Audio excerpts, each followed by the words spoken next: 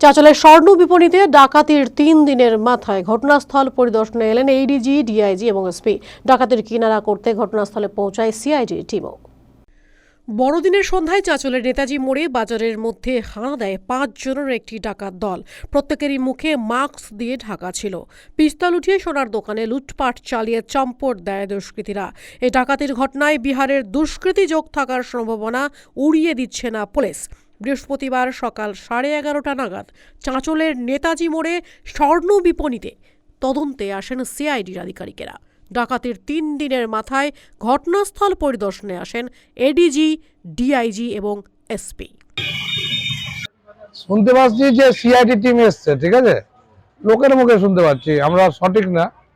আজকে 3 দিন হয়ে গেল এই ডাকাতির এখনো পর্যন্ত ক্রিমিনালদের ধরার কোনো সুরা হয়নি। আমরা দোকানদাররা খুব আতঙ্কিত। এই যে সিআইডি টিম এসছে, কয়জন আছে এখানে? আপনি কি বলেন? শুনতে পাচ্ছি 5 জনের মধ্যে এসছে। আজকে শুনলাম সিআইডি টিম এসছে, তারা দেখছে। হ্যাঁ, যে করে হোক এটা সুরাহা করতে হবে, চোরদের যে করে হোক ধরতে হবে, এটাই চাই। আর কি শুনলেন আপনি? আর কি শুনলেন?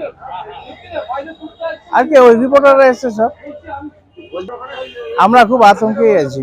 আমরা চাই প্রশাসন থেকে যাতে এখানে একটা গার্ডের ব্যবস্থা করা হোক। এক দুটো এখন থাকছে, তারা সবসময় থাকলে খুব ভালো হয়।